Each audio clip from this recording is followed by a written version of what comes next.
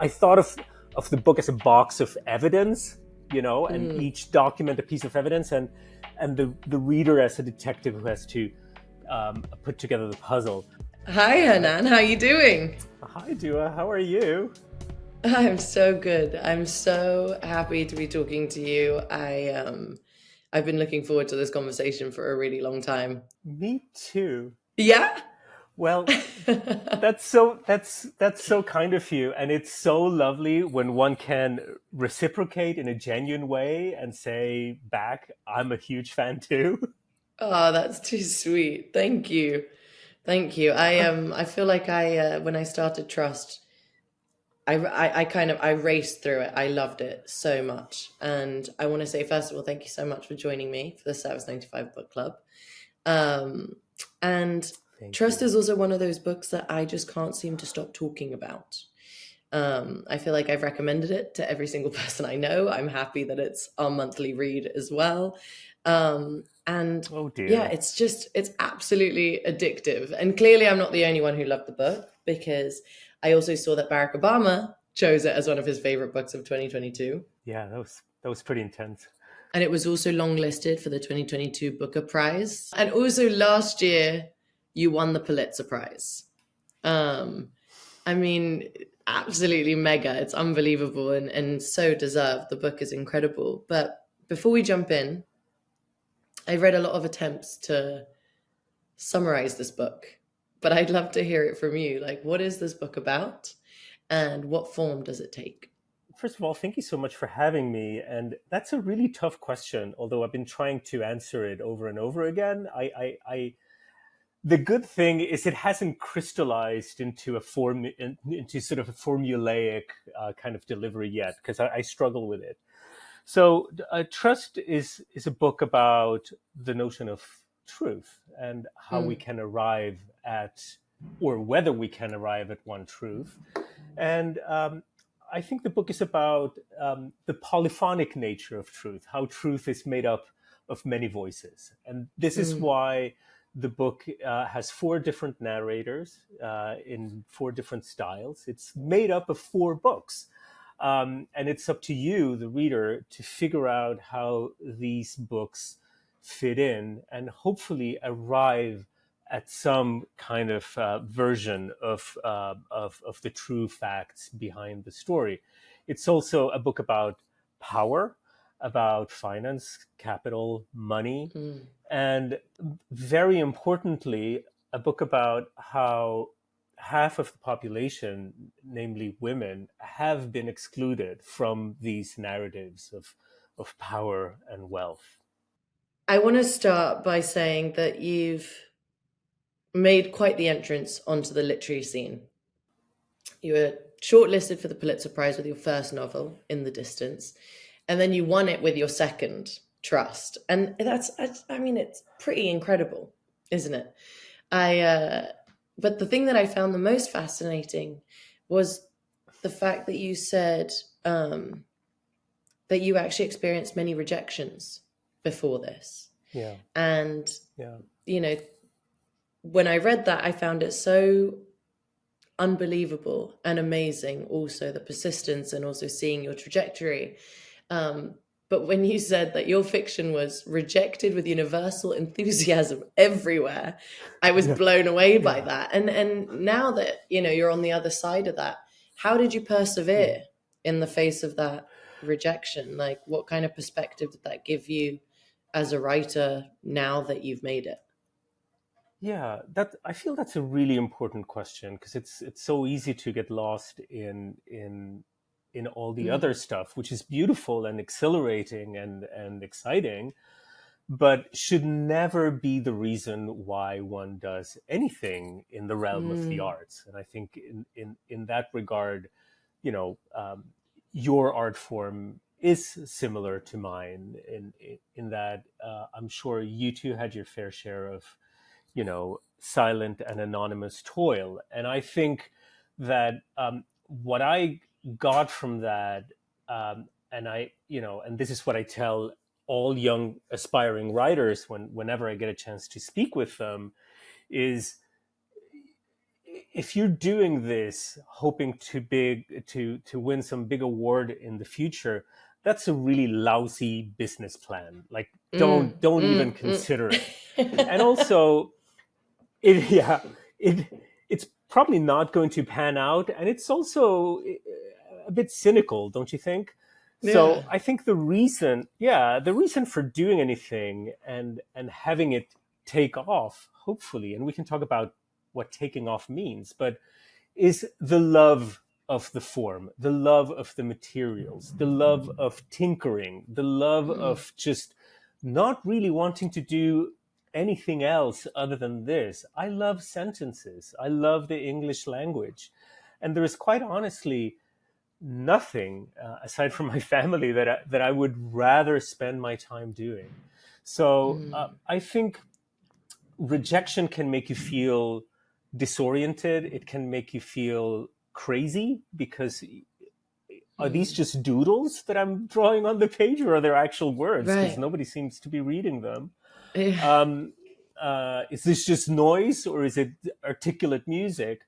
So it can make you feel crazy. It certainly can make you feel very angry.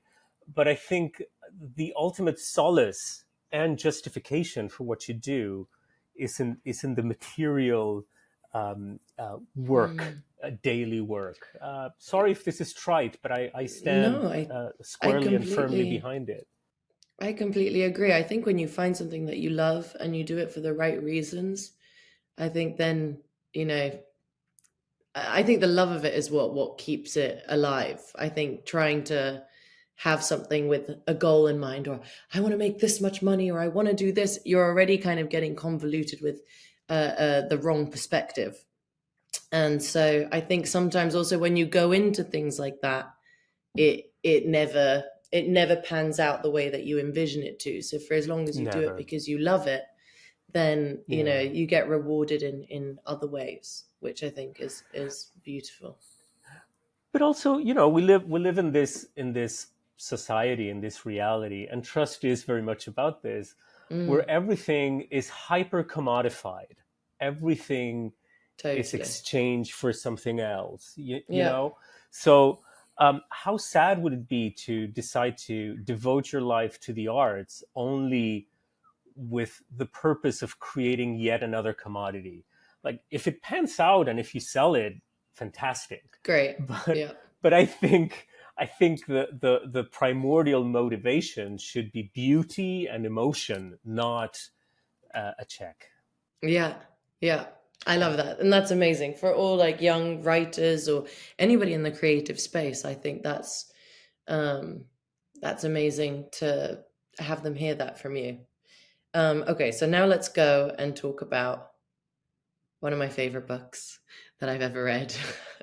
um, Trust. Now, this Oh, story, like you stop. said, no, really, really.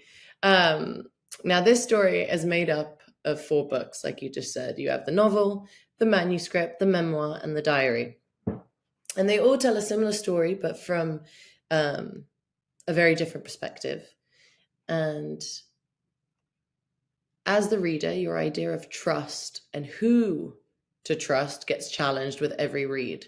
And we had a book club member, Khaled, who actually sent in a question about this, and he wanted to know, at what point did the title come to you? Or was the title the starting point? Which I thought was a very interesting question, actually. It is an interesting question, and I know exactly when the title came to me. I was on the elliptical trainer at the gym, and where I do a lot of writing, like in my head or on my phone, and it was it was perfection for me, for what I wanted. I'm not saying it's perfect. I'm just saying it reflected Mm, everything and yeah. did all the work that I wanted it to do, which was mostly that the book is so layered, right? It's Mm, almost tectonically layered. It has these strata, and I felt trust as a word also had these semantic layers, these layers of meaning. So it did that. It's a word that is both works in the financial realm, and it's also has to do with affects, right? So it did both of those things as well. And the book is very much about money, but also a marriage and a couple and a relationship. Personal relationships, yeah. Exactly. And then lastly, and perhaps crucially, the word trust has to do with the exercise that the book gently is presenting the reader with, which is the book has 4 books within itself for a number of reasons. Perhaps the crucial one is that I was hoping that readers would re-examine the assumptions with which they enter into any text. Like when you read anything in your life, a poem, a prescription bottle, or the newspaper, you are silently, tacitly accepting terms and conditions. Like you're scrolling through very quickly and hitting accept, and then you walk into this, and you decide to fully trust the label on the medicine bottle because your life might depend on that trust. Perhaps that trust is a little bit more lax if you are reading a fairy tale. It's complicated when you're reading the newspaper for all the obvious reasons, but the genre of each one of these texts comes with an expectation of a certain degree of confidence. And this is exactly what I wanted to build with each one of these 4 parts.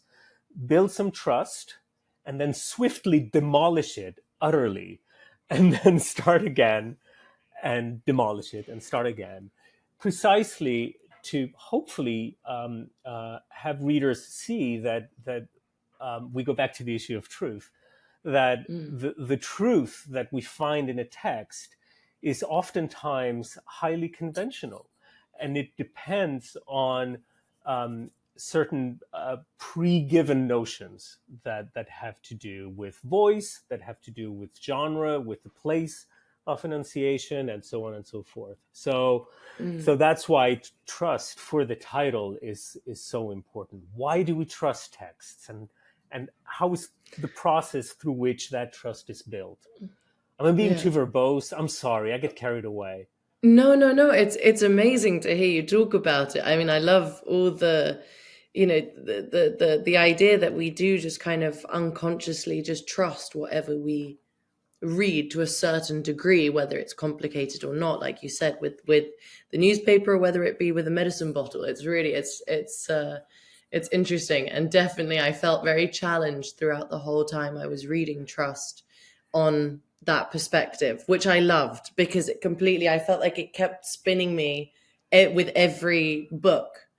And I love this form. But at the end, it seemed to me like there was a contradiction. You have a powerful man making sure anyone else's perspectives are suppressed. His wife, Mildred's journals gather dust in a library. Ida's story is presumably unpublished. And the autobiography she's writing for him, dies with Bevel. And the only published version is Vanna's, which Bevel destroys. Yeah. So does any story survive at all? Can I take a moment to thank you for this question? Like I have been on the road for a couple of years now, and I feel that I've heard every possible question in any possible incarnation, and this is so new and fresh and clever, and I'm so grateful. Great. Gosh, and you know what? I had never quite thought of it that way myself. You're right. The first novel within the novel is thoroughly suppressed. There are very few copies out in the world. The second historical document exists in a fragmentary form, unpublished in an archive. The third part is probably in progress, hasn't been, definitely not published yet. Right.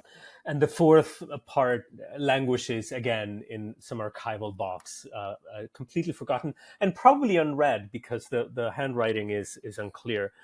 I'm very interested, Dua, in silence, in any kind of art form. in music, I'm very interested in silence, so we can talk about that later if you find that moderately interested. In the visual arts, I'm interested in the blank space. In literature, I'm very interested in the unnameable, to quote Samuel Beckett, in what cannot be said, the boundaries of language. And I think perhaps truth, which was at the onset of our conversation, tends to fall in that realm, in the realm of that which cannot be fully articulated. So our relationship to truth is one of constant grasping and never reaching. And I think there's so much beauty in that, because what a sad world it would be to live in where truth was ultimately attainable. That is the world of fundamentalism. I've arrived at the monolithic truth. That's a bummer. That's awful. Likewise, on the opposite end of the spectrum, how depressing to live in a world of utter cynicism where truth doesn't matter at all and it's a free-for-all, and who cares?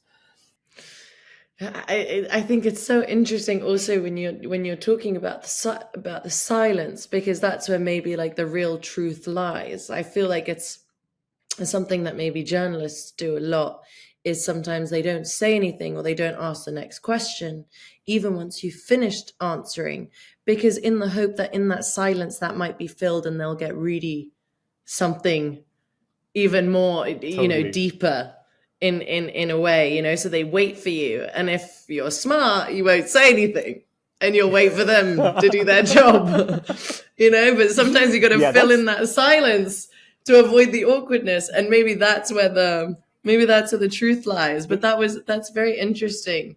I was also wondering, were there any historical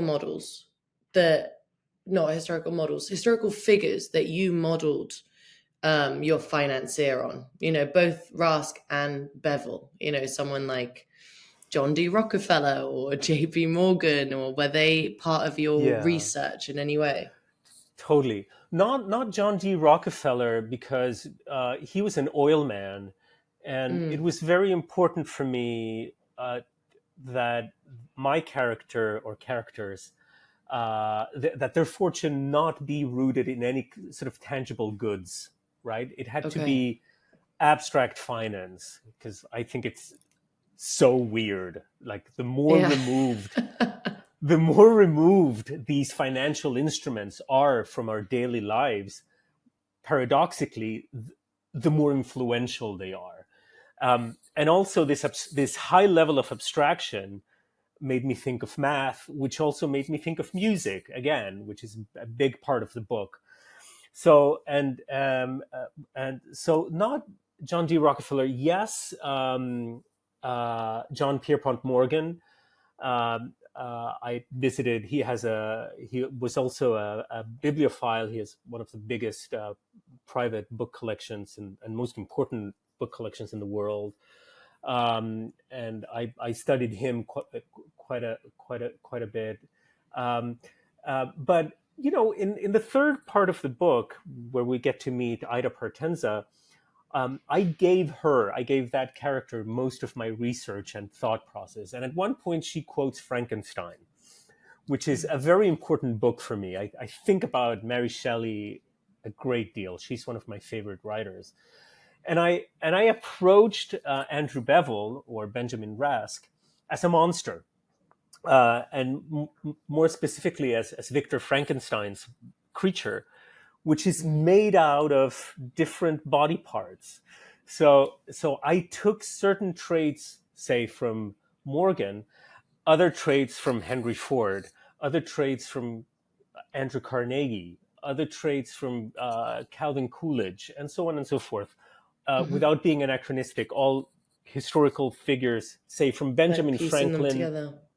Yeah, and it's not that I quoted them directly, but, say, I took big American white men, dead men, and I don't know, Coolidge had he was a very reserved person who didn't say more than he could help, so I gave Andrew that. And then Andrew Carnegie was very sanctimonious and felt that through his own wealth he was improving the world, so I gave Andrew Bevel that, and so on and so forth. It's a bit of imagine a cubist portrait, seen from different perspectives. He's a bit of a collage. Yeah, well, I asked this because when I was researching for this conversation, I came across Ida Tarbell, who was like a pioneering investigative journalist whose expose of Rockefeller and his like Standard Oil company for corporate greed, led to the breakup of the Standard Oil Trust in 1911. And then I was like wondering, I was like, oh, is your Ida a nod to this Ida, or is it just purely coincidence? No. Yeah, I had no. I mean, you're putting me to shame here, and I love it. Oh my God, I'm taking notes. I know, it's funny though. Sometimes it happens. It's like life imitates art, everything. It's just it's clearly purely coincidence, but it's fascinating. When I was looking through what a gift. The work that she'd done. Yeah, she's an interesting, incredible woman. So that's cool. That is remarkable. I had great. Oh, thank you. No, I mean, in terms of nonfiction, I was thinking a little bit of Nellie Bly, who was a little earlier. It sounds sort of end of the Gilded Age, and she was this sort of muckraker journalist, and she sort of her spirit went into Ida to a large extent. But when it came to finance itself, and this was part of the motivation for writing the book, is that there are just no women in finance, period. I mean, we can find perhaps an exception here and there. For instance, Hetty Green, who is known as the Witch of Wall Street, which already tells you everything you need to know. Successful woman in Wall Street, immediately witch. And the first person to get a seat at the New York Stock Exchange did so in 1968. So, which I think is also very eloquent, how terribly, terribly late that was. So the sort of the deliberate exclusion of half of the population from the economic life is, to me, shocking. More so if you believe that political power is grounded on financial power, and I totally do, then the consequences of this are, humongous. They're just immense, and this is something that I wanted to address. Yeah, for sure. I was actually gonna say that was like the thing that made my blood boil, was this powerful man erasing his wife's voice and her achievements from history, and presenting himself as this financial genius, and also knowing that there were some women stockbrokers at the time, and they were subject to ridicule. And just like you said, it was like the Witch of Wall Street. Like you said, it says enough for the time and what was happening. And of course, these women have kind of been forgotten by history. And it's really a form of gaslighting, isn't it? Oh, that's the exact word. And what a wonderful film that is, with Ingrid Bergman. And it still goes on. I don't want to name any names, but this is a story I think is so eloquent, and part of it is in the novel. I visited all these private archives by that hold real life American tycoons, their papers, their personal documents, and so on and so forth. And I would request the wives' papers, to everyone's sort of dismay, confusion, and when you do this kind of work, and as a recovering academic, I've done my fair share of archival work. when they don't know what they have, you get boxes by the foot. So I would ask for Mrs. X's papers, and they would say, "Oh, we have 9 feet." They don't know Wow. they don't know what's in the boxes. So they will wheel out the archival boxes, and you will open them. And you just... And then miscellaneous materials are tied up with twine in little parcels with parcel paper, and I would untie them, and this spectral cross would be left on the paper because nobody in 100 years had opened them. Oh, wow. Nobody. And mind you, these are very privileged white women. These are among the wealthiest women on the planet at the time. Still, they didn't have a voice. So only imagine what it was for all the other women who were not of that station. So it's really appalling, and I think gaslighting is the right expression here, because we are presented, and again we go back to trust and the notion of truth. We're presented with this alternate history, the official history, which is totally fictitious and fictive, but we're presented with this official story of how things came to be, which is nothing but a warped version of facts. But we have been taught to believe in it. You read it and then you believe it. So I want to talk a little bit about Mildred and Andrew. I like Andred. Andred. We're giving them a new name. Yeah. I decided to remix your book, actually. That's right. This is what we came here to talk about today. So I'm glad we're talking about it now. What I wanted to say was that between them, Andrew and Mildred, they achieve stratospheric wealth. And something that the novel does really well is examining how isolating that becomes for them. And there's a scene where Ida is being driven to Bevel's mansion in a blacked out limousine. And it kind of reminded me a little bit of like the TV show Succession. I don't know if you've seen it, but I feel like all the characters are somehow trapped by all this money, and it's a pattern that just, constantly repeats itself through the ages. Yeah. And I thought it was just really clever to have Ida as the witness to this, as she's kind of the eyes of us mere mortals. What exactly were you exploring here? Man, you're asking all these amazing questions that are keeping me on my toes. I'm so grateful. Good. Yes, no, we like to keep it fresh and exciting. Yes. Thank you for noticing that scene, because I think it's like 6 lines long. It took such a long time to write, and it had to really convey a certain feeling. I think the expression used there is the cool rush of luxury, and it's gross to quote oneself, but it's pertinent in this case, because here's Ida, who is the daughter of an Italian anarchist. She's very clever. She's very critical of what she sees, of this world of privilege, of the inequality inherent to it all. She sees all the blood that is behind it. She is open-eyed about this. But, and this is something that has happened to me, I'm not ashamed to confess it. It is very, very hard, and I don't know anyone who has thoroughly managed to really do it. People lie, but honestly do it, to remain immune to the gravitational pull of real money.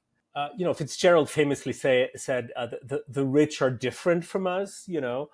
I think the rich make us different, which is weird and disturbing. I don't like it, and that is something that I wanted to address at this point in the book, that how this clear-eyed character, even sort of, she couldn't resist this cool rush of luxury. What drew me to the world of extreme astronomical wealth was the paradox of thinking that, on the one hand, surely having all that money would grant you access to everything and open up the world and give you absolute reach to new people, new experiences, new places, new things, total openness.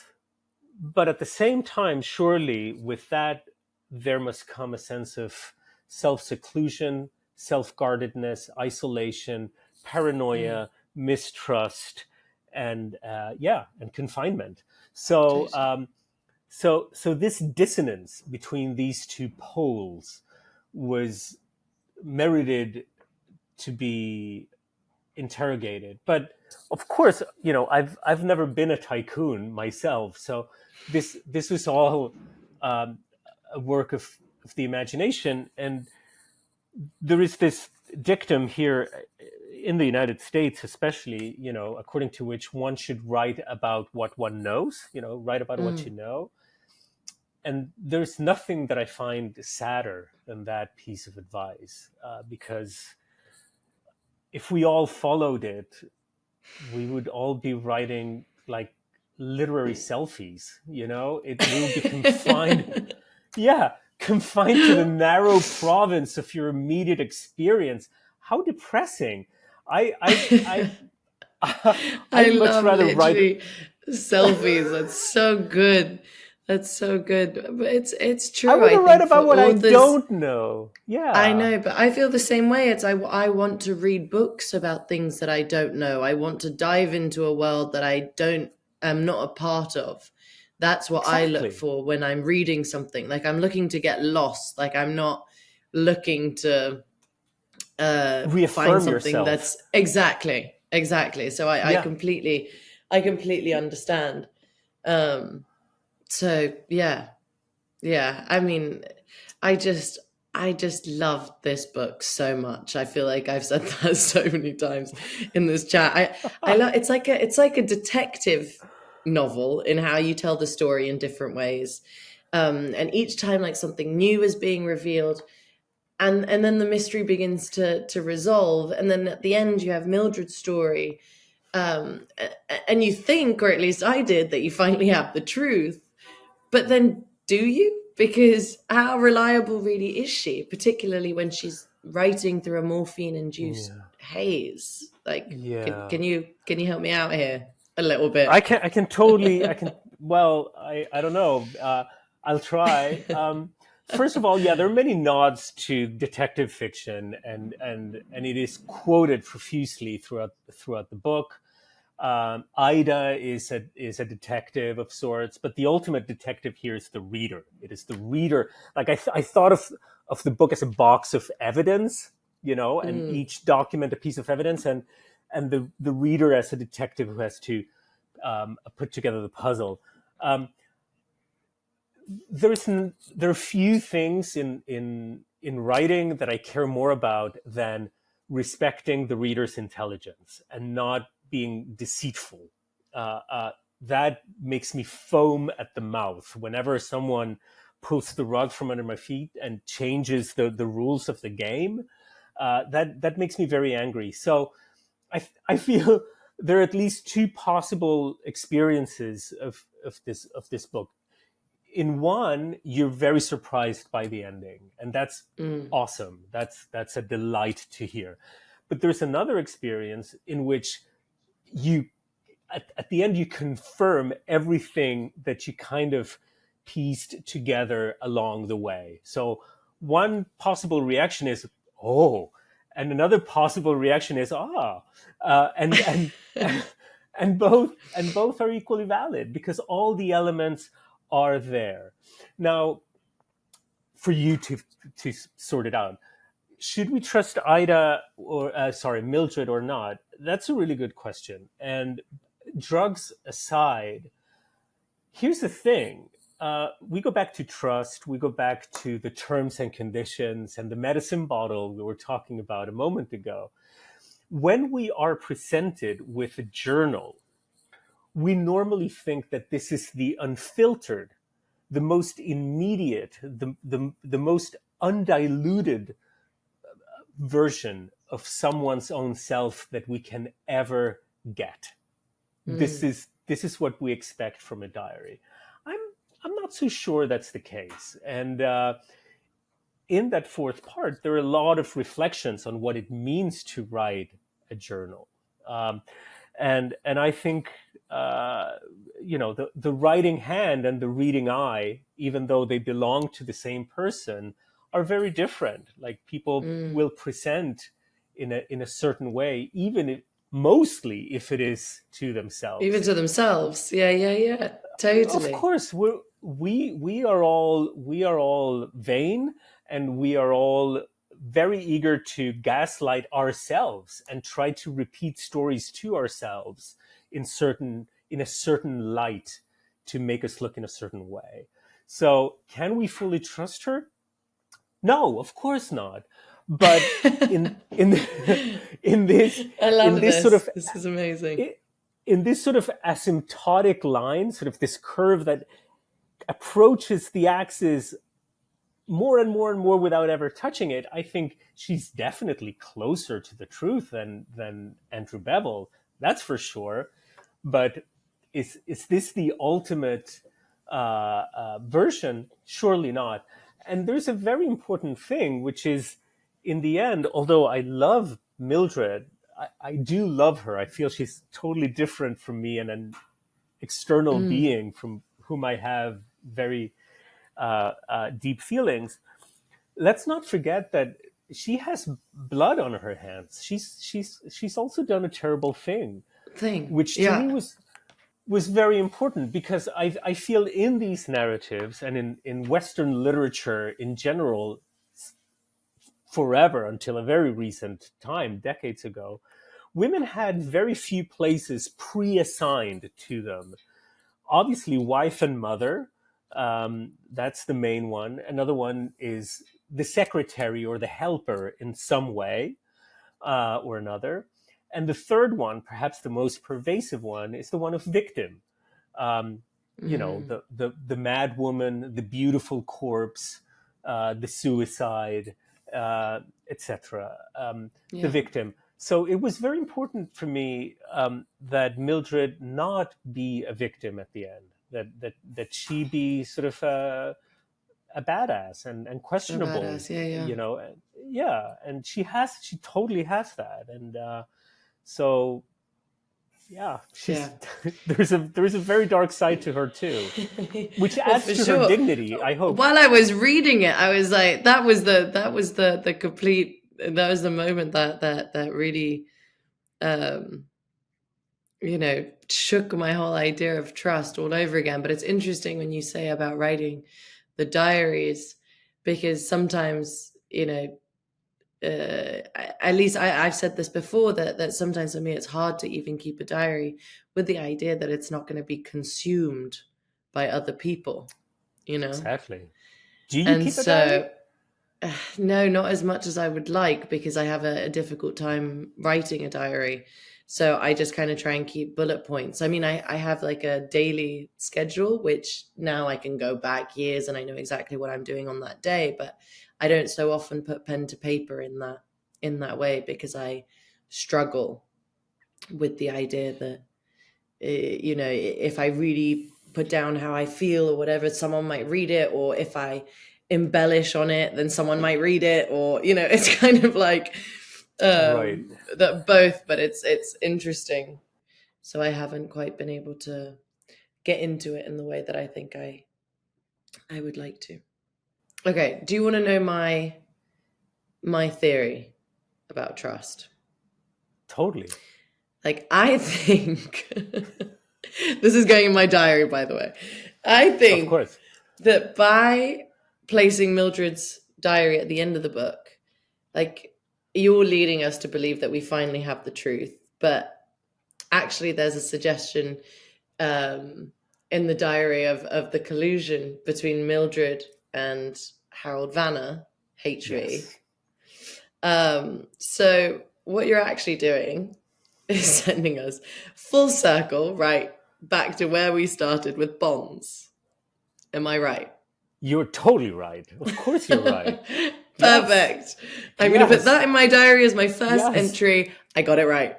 Detective Lipa. Okay, Yeah, good. absolutely. No, the whole book has this very circular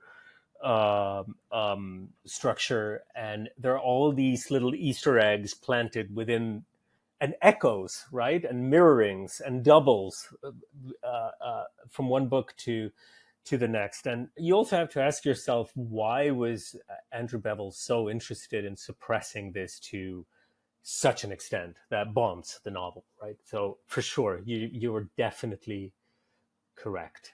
I also understand that Trust is being adapted for TV, starring Kate Winslet, who's also the exec producer. Like, can we talk about that? Like, I mean, I have no idea how you translate something like this complex, to the small screen. How involved are you? Like, what can you tell us about it? Like, how's it going to work?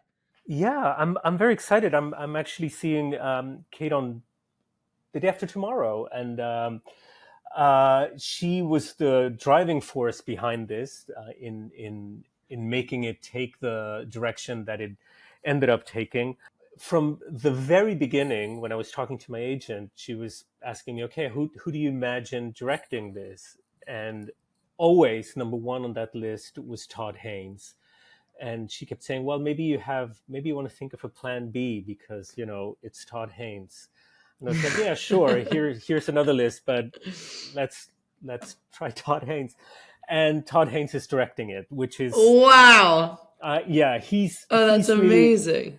And Todd and Kate, of course, did Mildred Pierce together, so they for HBO, so they have experience working together already, and Todd is one of my favorite. This is not hyperbole. This is really how I feel. He's one of Yeah, my yeah, yeah. favorite living artists. I think he is, and I'm using the word very judiciously here. I think he's a genius. It's really going and chugging along and happening, which is reality defying to me. Like, Amazing. what the hell is going on? But it's Yeah. yeah. Amazing. Amazing. Well, Yeah, I'm I'm thrilled. really looking forward to it. Hernan, thank you so much for this conversation. I've absolutely loved it, and thank you as well so much um, for your other wonderful contributions that you've made to the Service 95 Book Club. We're so Oh, thank grateful. you. Like, you've given us an essay on trust, your reading list, and also your playlist. So there's so much for all the readers to dive into. All of it is on service95.com. This has been an absolute delight. Thank you, Dua. Thank you so much. This has been wonderful.